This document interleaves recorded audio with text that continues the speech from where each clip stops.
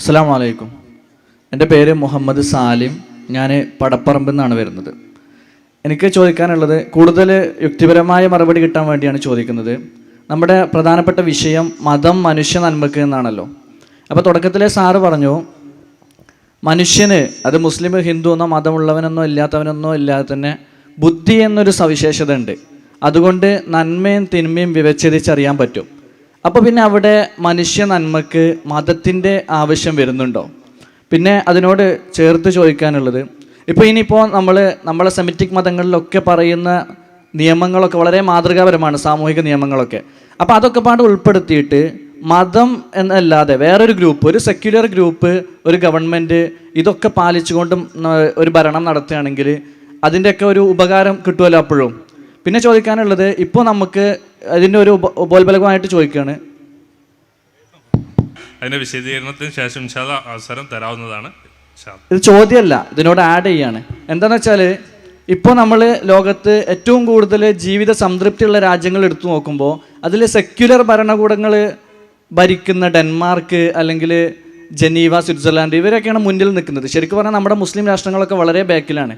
അപ്പോൾ ഇതിനെ നമുക്ക് എങ്ങനെ കൃത്യമായിട്ടൊന്ന് അവതരിപ്പിക്കാൻ പറ്റും എന്നുള്ളതാണ്. പിന്നെ ഇസ്ലാം എന്താണ് കൂടുതൽ, ഇപ്പോൾ മറ്റു മതങ്ങളെക്കാൾ കൂടുതൽ ഈ നന്മക്ക് എന്താണ് ഇസ്ലാം സംഭാവന ചെയ്യുന്നത്? ഇതിനൊരു കൃത്യമായ ഉത്തരം പ്രതീക്ഷിക്കും. 4 ചോദ്യങ്ങളും 4ആണ്, ഒന്നല്ല. സ്വാഭാവികമായിട്ടും ഞാൻ ഇത് നിങ്ങൾ ആദ്യം ചോദിച്ച ചോദ്യപ്പോൾ ഞാൻ മറന്നു, 4ാമത്തെ ചോദ്യം കേട്ടപ്പോഴേക്ക്. അതാണ് ഈ ചോദ്യോത്തരത്തിലുള്ളൊരു പ്രശ്നം. അതുകൊണ്ടാണ് ഒരു ചോദ്യം ചോദിക്കണമെന്ന് പറയുന്നത്. ഇവിടെ പ്രശ്നം ഒന്നാമത്തത്, നിങ്ങൾ സൂചിപ്പിച്ച മനുഷ്യബുദ്ധി കൊണ്ട് നന്മ തിന്മകളെ വ്യവച്ഛേദിക്കാൻ കഴിയുമെങ്കിൽ പിന്നെ എന്തിനാണ് മതം എന്നാണ്. യഥാർത്ഥത്തിൽ മനുഷ്യബുദ്ധി കൊണ്ട് ആത്യന്തികമായി നന്മ തിന്മകൾ വ്യവച്ഛേദിക്കാൻ കഴിയില്ല എന്നാണ് നമ്മൾ പറഞ്ഞത്. അതാണ് വസ്തുതയും. മനുഷ്യബുദ്ധി കൊണ്ട് മാത്രമായി ആത്യന്തികമായി നന്മ തിന്മകൾ വ്യവച്ഛേദിക്കാൻ പറ്റില്ല. നന്മ നമ്മുടെ മനസ്സിലുണ്ട്, നന്മ വേണം. നമ്മുടെ മനസ്സിലുണ്ട് തിന്മയിൽ നിന്ന് വേറിട്ട് നിൽക്കണം. പക്ഷേ അൾട്ടിമേറ്റായി നന്മ തിന്മകൾ വ്യവച്ഛേദിക്കാൻ മനുഷ്യബുദ്ധിക്ക് കഴിയില്ല. അത് സ്വാഭാവികമായ സംഭവങ്ങളാണ്. ഇപ്പോൾ തന്നെ നമ്മൾ ലോട്ടറി എന്ന് പറഞ്ഞ വിഷയം എടുക്കാം. ലോട്ടറി നന്മയാണോ തിന്മയാണോ? കേരള സർക്കാർ പറയും ലോട്ടറി നന്മയാണ്. യഥാർത്ഥത്തിൽ സാമ്പത്തിക ശാസ്ത്രത്തിന്റെ അടിസ്ഥാനത്തിൽ നോക്കിയാൽ ലോട്ടറി ഏറ്റവും വലിയൊരു ചൂഷണം. പാവപ്പെട്ടയാളുടെ കീശ മാത്രമല്ല, ആശയെയും ചൂഷണം ചെയ്യുന്ന ഏർപ്പാടാണ് ലോട്ടറി.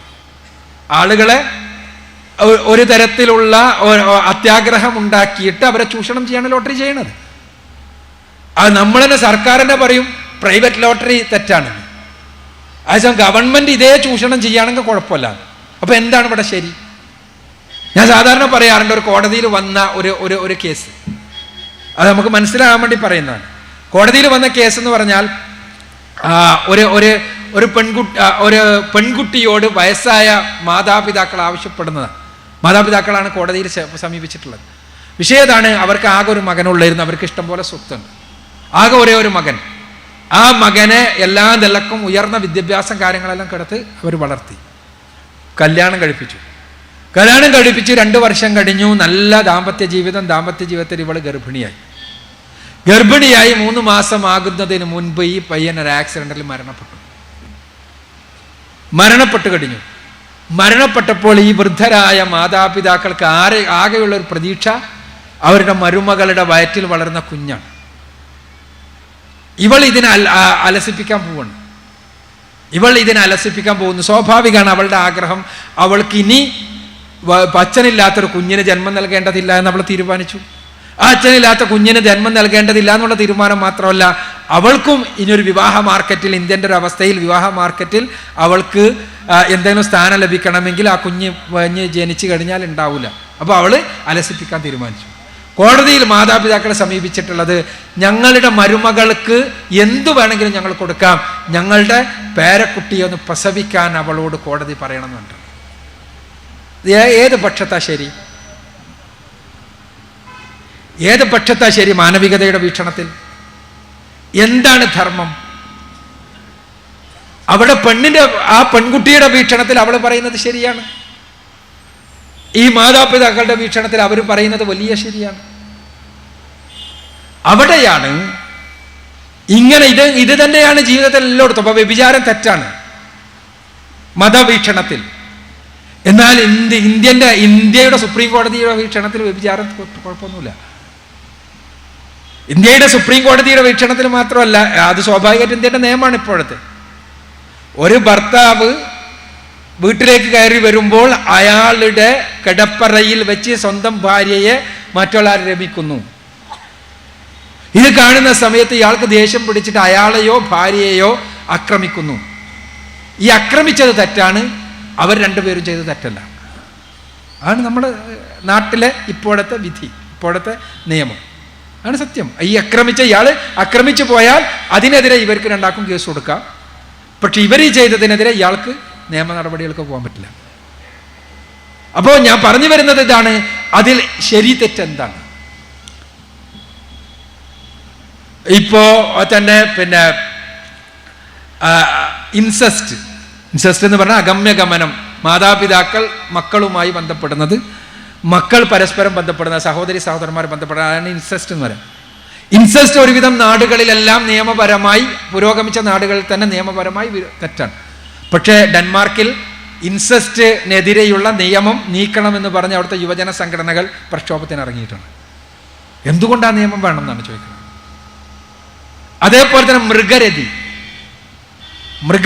മൃഗങ്ങളുമായി ലൈംഗിക ബന്ധത്തിൽ ഏർപ്പാട്, അതിന് പറയാം ബെസ്റ്റിയാലിറ്റി എന്നാണ്. ബെസ്റ്റിയാലിറ്റി നിയമം മൂലം ഇന്ത്യയിൽ 377 വകുപ്പിൽ നിന്ന് സ്വവർഗരതിയെ ഒഴിവാക്കി. പക്ഷേ ബെസ്റ്റിയാലിറ്റി ഇപ്പോഴും ഉണ്ട്. ബെസ്റ്റിയാലിറ്റി നിയമവിരുദ്ധമാണ് ഇന്ത്യ രാജ്യത്ത്. എന്നാൽ യൂറോപ്പിലെല്ലാം തന്നെ നിയമവിരുദ്ധമായ അല്ലാത്ത കുറേ നാടുകളുടെ, ജപ്പാനിലെല്ലാം നിയമത്തിൽ നിന്ന് മാറ്റി, ബെസ്റ്റിയാലിറ്റി കുഴപ്പമൊന്നുമില്ല. യൂറോപ്പിൽ നിയമവിരുദ്ധമായ നാടുകളിൽ നിയമം മൂലം അത് അനുവദിക്കണമെന്ന് പറഞ്ഞുകൊണ്ട് വമ്പിച്ച പ്രക്ഷോഭം നടക്കുകയാണ്. അപ്പോൾ നാട്ടിലെ നിയമവിദഗ്ധന്മാർ പറയുന്നത് എന്താണ്, ഈ ബെസ്റ്റിയാലിറ്റി അനുവദിച്ചാൽ അത് മൃഗ അവകാശത്തിനെതിരാവുന്നതാണ്. കാരണം മൃഗങ്ങൾ കൺസെന്റോടു കൂടിയല്ലല്ലോ ഇവർ ബന്ധപ്പെടുന്നത്, മൃഗങ്ങളുടെ ഇഷ്ടത്തോടു കൂടിയല്ലല്ലോ. അപ്പൊ അതിനനുകൂലിക്കുന്ന ആളുകൾ പറയുന്നത്, ഞാൻ നായയുമായി ബന്ധപ്പെട്ടിട്ടുണ്ട്, നായക്ക് ഞാനും ബന്ധപ്പെടുന്ന സമയത്ത് ഓർഗാസം ഉണ്ടായതായി അവന് രതിമൂർച്ചയുണ്ടായതായി ഞാൻ അനുഭവിച്ചിട്ടുണ്ട്. അപ്പോൾ മൃഗത്തിന് കൺസെന്റ് ഉണ്ടെന്നാണ് അതിൻ്റെ അർത്ഥം. അപ്പൊ അതുകൊണ്ട് തന്നെ അത് അനുവദിക്കണം. ഞാൻ ഒറാങ്ങൊട്ടാങ്ങുമായി ബന്ധപ്പെട്ടിട്ടുണ്ട്, സ്ത്രീ ഒറാങ്ങൊട്ടാങ്ങിന് അവൾ ആ ബന്ധത്തിൽ ആസ്വദിച്ചതായി എനിക്ക് അനുഭവം ഉണ്ടായിട്ടുണ്ട് എന്നിങ്ങനെ ഇവര് അനുഭവക്കുറിപ്പുകൾ പ്രസിദ്ധീകരിക്കുക. ഞാൻ പറഞ്ഞു വരുന്നത് ഇതാണ്, നന്മ തിന്മകൾ അവരെ വീക്ഷണത്തിൽ ഇതെല്ലാം നന്മയാണ്, നമ്മളെ വീക്ഷണത്തിൽ തിന്മയാണ്. അപ്പൊ ഏതാ ശരി? ആത്യന്തികമായി നന്മ തിന്മകളെ വ്യവച്ഛേദിക്കുവാൻ ദൈവിക മാർഗദർശനത്തിന് മാത്രം കഴിയും. പടച്ചോനെ പറയാൻ പറ്റൂ. അവിടെ തന്നെയാണ് മതത്തിന്റെ ആത്യന്തികമായ പ്രസക്തിയും. മനുഷ്യന്റെ അടിസ്ഥാനപരമായ ധാർമ്മിക പ്രശ്നങ്ങൾ, ആ അടിസ്ഥാനപരമായ ധാർമ്മിക പ്രശ്നങ്ങൾക്കുള്ള മറുപടി അവിടെ മതം, ശാസ്ത്രത്തിന് അത് കഴിയില്ല അതിനുള്ള മറുപടി. ഇപ്പൊ ജെനറ്റിക്സിലാണ് ഏറ്റവും കൂടുതൽ ഇപ്പോഴത്തെ ഗവേഷണങ്ങൾ നടക്കുന്ന ഒരു ഏരിയ. ജനിതകത്തിൽ ഏറ്റവും ഗവേഷണം നടക്കുന്ന, ജനിതകത്തിൽ ഒരുപാട് സാധ്യതകളുണ്ട്. ഇപ്പൊ ജീനോം കോഡിങ് കഴിഞ്ഞു, ജീനോം മാപ്പിംഗ് കഴിഞ്ഞു. അതുവഴി മനുഷ്യനിലെ 70,000-ഓളം ജീനുകൾ ഏതൊക്കെയാണെന്നും അവിടെ ഉണ്ടാകുന്ന ജനിതകപരമായ തകരാറുകളെ എങ്ങനെ സുഖപ്പെടുത്താൻ കഴിയുമെന്നും എല്ലാം ചിന്തിക്കാൻ പറ്റും. പക്ഷേ അതോടൊപ്പം തന്നെ ഈ ജീനോം സീക്വൻസിങ്ങിനെ ഉപയോഗപ്പെടുത്തി ജനിതക ബോംബുകളെ, ഏതെങ്കിലും പ്രത്യേക ജീനുകളുള്ള ആളുകളെ, ഇപ്പോൾ ഇന്ത്യക്കാരുടെ കോമൺ ജീൻ ഉണ്ടാകും, ആ ജീന് മനസ്സിലാക്കി കഴിഞ്ഞാൽ അവർക്ക് മാത്രം, ആ ജീനുള്ള ആളുകൾക്ക് മാത്രം ബാധിക്കാൻ പറ്റുന്ന ജനിതക രോഗങ്ങൾ ഉണ്ടാക്കാൻ കഴിയും. അതുകൊണ്ടും ഗവേഷണം നടക്കുന്നുണ്ട്. അവിടെ ഏതാ ശരി? അവിടെ ആ ഗവേഷണം നടത്തുമ്പോൾ പാടില്ല എന്ന് പറയാം, അവർക്ക് ന്യായമുണ്ട്, അവരുടെ നാടിന് അത് ആവശ്യമുണ്ടെന്നുള്ള ന്യായമുണ്ട്. അവിടെ പാടില്ല എന്ന് പറയാൻ ആർക്ക് കഴിയും? ഇവിടെയാണ് മതം കടന്നു വരേണ്ടത്, ഇവിടെയാണ് ദൈവിക മാർഗനിർദ്ദേശം പ്രസക്തമാവുന്നത്. ഇത് തന്നെയാണ് ശാസ്ത്രത്തിൻ്റെയും പ്രത്യയശാസ്ത്രങ്ങളുടെയും എല്ലാം ഏറ്റവും വലിയ പ്രതിസന്ധി. ദൈവിക മാർഗനിർദ്ദേശമില്ലാതെ നന്മ തിന്മകളെ വ്യവച്ഛേദിക്കാൻ കഴിയില്ല തന്നെ. അപ്പോ അവിടെ പിന്നെ മറ്റ് പ്രശ്നങ്ങളാണ് വരുന്നത്. എന്തായിരുന്നു പ്രശ്നം പറഞ്ഞത്? എല്ലാ മതത്തിൻ്റെയും നല്ല മൂല്യങ്ങൾ എടുത്തിട്ട് നമുക്കൊരു സെക്കുലർ രാഷ്ട്രം ഉണ്ടായാലും എന്തായിരിക്കും സ്ഥിതി? അങ്ങനെ ഒരു രാഷ്ട്രം ഉണ്ടാവില്ല. അക്ബർ ഉണ്ടാക്കിയ ദീന ഇലാഹിൻ്റെ മാതിരിണ്ടാവും. അതെന്താണ്? ഞാൻ പറഞ്ഞല്ലോ, എല്ലാ മതത്തിൻ്റെയും മൂല്യങ്ങൾ എടുക്കാം. മതത്തിൻ്റെ അടിസ്ഥാന മൂല്യങ്ങൾ ഒന്നായിരിക്കും. കാരണം മതത്തിൻ്റെ മൂല്യങ്ങൾ വരുന്നത് ദൈവത്തിൽ നിന്നാണ്. അടിസ്ഥാന മൂല്യങ്ങൾ അങ്ങനെയായിരിക്കും. പക്ഷേ അതെല്ലാം തന്നെ മനുഷ്യരുടെ കൈകടത്തലുകൾ നടന്നപ്പോൾ വികലമാക്കപ്പെടുകയും ചെയ്തു. മനുഷ്യന്റെ കൈകടത്തലുകൾ എവിടെ നടന്നോ അതെല്ലാം വികലമാക്കുക മാത്രമല്ല, അത് ചൂഷണം ഉണ്ടാവും ചെയ്യും. അതിൽ ചൂഷണം ഉണ്ടാകും, ഉറപ്പാ. എവിടെ മനുഷ്യന്റെ കൈകടത്തലുണ്ട് അവിടെ ചൂഷണം ഉണ്ടാവും.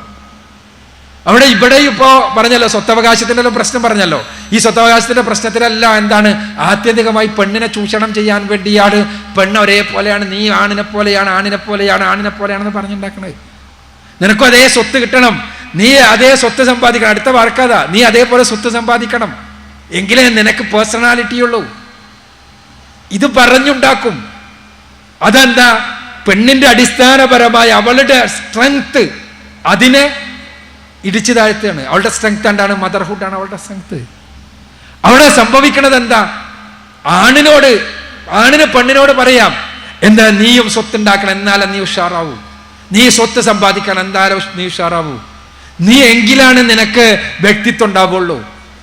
അപ്പോ പെണ്ണിന് തിരിച്ചു പറയാൻ പറ്റുമോ? എങ്കിൽ നീ ഒന്ന് പ്രസവിക്കണം, അപ്പോഴേ നിനക്ക് വ്യക്തിത്വം ഉണ്ടാവും. നിനക്കൊന്ന് പ്രസവിക്കാൻ കഴിയുമെന്ന് ചോദിക്കാൻ പറ്റുമോ? നിനക്ക് ഒന്നിനെ മുലയൂട്ടാൻ പറ്റുമോ എന്ന് ചോദിക്കാൻ പറ്റുമോ? 6 മാസം ഞാൻ മുലയൂട്ടാം, 6 മാസം നിനക്ക് മുലയൂട്ടാൻ പറ്റുമോ എന്ന് ചോദിക്കാൻ പറ്റുമോ? ഇല്ല. അത് പെണ്ണിന് മാത്രം കഴിയുന്നതാ. ആ പ്രയാസങ്ങൾ മുഴുവൻ അവൾ എന്നെ സഹിക്കണം. പിന്നെ ആണ് ചെയ്യേണ്ടതും അത് തന്നെ അവൾ എന്നെ സഹിക്കണം. ഇത് എല്ലാം വരുന്നത് എന്തുകൊണ്ടാന്ന് വെച്ചാൽ പിന്നെ ചൂഷണങ്ങളായി മാറുകയാണത്. നമ്മൾ ഗ്ലോറിഫിക്കേഷനാ പുറത്തേക്ക്, പക്ഷേ ചൂഷണങ്ങളാണ് ഇവര്.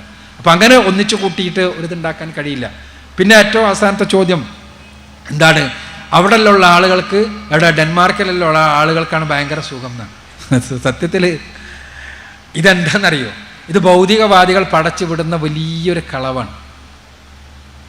ഓസ്ട്രേലിയ ഭയങ്കര സുഖമാണ്, അവിടുത്തെ ആളുകൾക്കാണ് ഒരു പ്രശ്നം. സംഗതി ശരിയാണ്, നിയമങ്ങൾ ആധുനിക നിയമങ്ങളാണ്, മുതലാളിത്ത നിയമങ്ങളാണ്.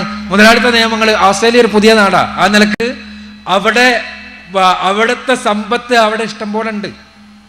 അവരെ സംബന്ധിച്ചിടത്തോളം അവർ ഫിനാൻഷ്യലി അവർ പിന്നെ സ്വയം പര്യാപ്തമാണ്. അതുകൊണ്ട് തന്നെ അവരുടെ പൗരന്മാർക്ക് പ്രയാസങ്ങളില്ലാത്ത രൂപത്തിലുള്ള ഒരു സാമ്പത്തിക ക്രമം ഉണ്ടാക്കുന്നതിൽ അവർ വിജയിച്ചിട്ടുണ്ട്. അതുകൊണ്ട് അവിടെ യാചന ഇല്ല, അവിടെ ആ രൂപത്തിലുള്ള പ്രശ്നങ്ങളില്ല. അവിടെ സോഷ്യൽ സെക്യൂരിറ്റി സ്കീമുകളുണ്ട്. ആ സോഷ്യൽ സെക്യൂരിറ്റി സ്കീമുകൾക്ക് പറ്റിയ രൂപത്തിലുള്ള സാമൂഹ്യ ക്രമമുണ്ട്. ഇതെല്ലാം ശരിയാണ്. പക്ഷെ അവിടുത്തെ ഏറ്റവും വലിയ പ്രശ്നം എന്താ? ഓസ്ട്രേലിയയിലെ ഏറ്റവും വലിയ പ്രശ്നം എന്താണ്? ഇതേപോലെ നാടുകളിലെ ഏറ്റവും വലിയ പ്രശ്നം എന്താണ്? യുവാക്കൾക്കിടയിൽ ആത്മഹത്യയാണ്. അതെന്തുകൊണ്ടുണ്ടാവുന്നത്? ഇപ്പോൾ ഓസ്ട്രേലിയയിലെ നല്ല രസമുള്ള, ഞാൻ പോയിട്ടുണ്ട്, അതുകൊണ്ടാണ് പറയുന്നത്, നല്ല ഭംഗിയുള്ള പാലെല്ലാം ഉണ്ടാക്കി വെച്ചിട്ടുണ്ട്. പക്ഷെ പാലത്തിൻ്റെ 2 സൈഡിലും വലിയ മതിലാണ്. എന്താ കാരണം വെച്ചാൽ പാലത്തിന് എപ്പോഴും എടുത്ത് ചാടാം. എല്ലായിടത്തും ഫോൺ നമ്പറാണ്. നിങ്ങൾക്ക് അഥവാ ആത്മഹത്യ ചെയ്യാൻ തോന്നുന്നുണ്ടോ, ഈ നമ്പറിൽ കോൾ ചെയ്യാന്ന്. ആത്മഹത്യ എന്ന് അവർ നേരിടുന്ന ഏറ്റവും വലിയ പ്രശ്നമാണ്. അതേപോലെ തന്നെ ലഹരി മരുന്നിന്റെ ഉപയോഗം അവർ നേരിടുന്ന ഏറ്റവും വലിയ പ്രശ്നമാണ്. എന്തുകൊണ്ടാണ് ലഹരിയിലേക്കാണ് പോണത്? എന്താണ് ജീവിത നിഷേധത്തിന്റെ ആത്മഹത്യയിലേക്ക് പോകുന്നത്?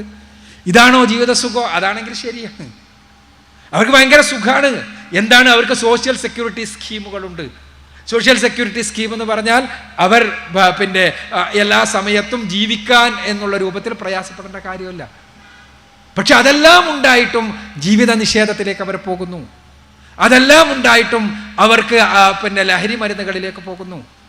അവിടുത്തെ ഏറ്റവും വലിയ ഇഷ്യൂ ആയി, പ്രശ്നമായി, വിദ്യാഭ്യാസ സമ്പ്രദായത്തിലുള്ള വലിയ പ്രശ്നമായിട്ട് ഈ ഡ്രഗ്സിൻ്റെ അഡിക്ഷൻ വരുന്നു. ഇതെന്തുകൊണ്ടാണ്? അവർക്കുടെ ജീവിത ലക്ഷ്യത്തെക്കുറിച്ചുള്ള ബോധ്യം ഉണ്ടാക്കുന്നതിൽ പരാജയപ്പെടുന്നു. അവിടെ തന്നെയാണ് മതം കടന്നു വരേണ്ടത്. അവിടെയാണ് മതത്തിൻ്റെ പ്രസക്തി. ഇവർ പിന്നെ ഇസ്ലാമിക നാടുകളിൽ അവർ അസംതൃപ്തരാണെന്ന് ഇവരങ്ങോട്ട് എഴുതുകയാണ്. അല്ലാതെ അവിടെ അങ്ങനത്തെ ഒരു പഠനമോ കാര്യമോ നടന്നിട്ടല്ല. ഇവരുടെ അസംതൃപ്തി എന്താണ്? ഇസ്ലാമിക നാടുകളിൽ എന്ന് പറയുന്നത് അവരുടേതായ ഒരു വീക്ഷണമാണ്. പക്ഷേ ഇസ്ലാമിക നാടുകൾ എന്ന് പറയുന്നത് ഇസ്ലാമികമാണ് എങ്കിൽ തീർച്ചയായും അവിടെ സംതൃപ്തി ഉണ്ടാകും, യാതൊരു സംശയവുമില്ല. ഏറ്റവും കൂടുതൽ കുറ്റകൃത്യങ്ങൾ കുറവ് എവിടെയാണ്? ഇത്തരത്തിലുള്ള പ്രശ്നങ്ങളില്ലാത്തത് എവിടെയാണ്? ആത്മഹത്യകളില്ലാത്തത് എവിടെയാണ്? ഇതെല്ലാം നോക്കുക. ഒരു നാട്ടിൽ സംതൃപ്തി എന്ന് പറഞ്ഞാൽ നാടിൻ്റെ അടിസ്ഥാനത്തിലുള്ളതല്ല ഇസ്ലാം പറയുന്ന സംതൃപ്തി. പക്ഷേ ഒരു നാട്ടിലെ തൃപ്തി എന്ന് പറഞ്ഞാൽ അത് മനസ്സിലാക്കേണ്ടത് എന്തിൻ്റെ അടിസ്ഥാനത്തിലാണ്? എന്താണ് അതിൻ്റെ മാനദണ്ഡം? ഒരു നാട്ടിലെ യുവാക്കൾ ആത്മഹത്യയിൽ അഭയം ചേടുന്നു എന്നുണ്ടെങ്കിൽ അവർ ജീവിതത്തിൽ അതൃപ്തരാണ് എന്ന് തന്നെയാണ് അർത്ഥം. ഏറ്റവും കുറച്ച് ആത്മഹത്യയുള്ള നാടുകൾ എവിടെയാണ്? പരിശോധിക്കുക. ഇസ്ലാമുള്ള നാടുകളാണ്. അവിടെ പ്രയാസങ്ങളുണ്ട്, പ്രശ്നങ്ങളുണ്ട്, അവിടെ കുഴപ്പങ്ങൾ ഉണ്ടാക്കുന്നുണ്ട്, അവിടെ പെട്രോൾ ഉണ്ട്, അതുകൊണ്ട് അവിടെ ഏറ്റവും കൂടുതൽ പ്രശ്നങ്ങൾ ഉണ്ടാക്കാൻ ശ്രമിക്കുന്നുണ്ട്. ഇതെല്ലാം ശരിയാണ്. പക്ഷേ ആത്മഹത്യയില്ലാത്ത നാടുകൾ, ലഹരി ഉപഭോഗം കുറഞ്ഞ നാടുകൾ, പെണ്ണിനെതിരെ അക്രമങ്ങൾ കുറഞ്ഞ നാടുകൾ, ഇതെല്ലാം എവിടെയാണ് എന്ന് പരിശോധിക്കുക. അവിടെയാണ് ഞാൻ സൂചിപ്പിച്ച മതമില്ലെങ്കിൽ തീർച്ചയായും ഇവിടെയെല്ലാം ഈ മാനദണ്ഡങ്ങൾ പോലും പ്രശ്നമാണ്. ഇവർ പറയുന്ന സംതൃപ്തിയുടെ മാനദണ്ഡം പോലും എന്താണ്? അവരുടെ സംതൃപ്തി മാനദണ്ഡമാണ്. അതെന്താണ്? ഡ്രഗ്സ് ഉപയോഗിച്ച് സുഖമായിട്ട് ജീവിക്കാനുള്ള സംതൃപ്തി എന്നാണ്. അതിനൊരു ഒരു രൂപത്തിലുമുള്ള വിലക്കില്ലാത്ത സംതൃപ്തിയാണ്. ഇവിടെയാണ് പ്രശ്നം. അതാണ് നമ്മൾ മനസ്സിലാക്കേണ്ടത്.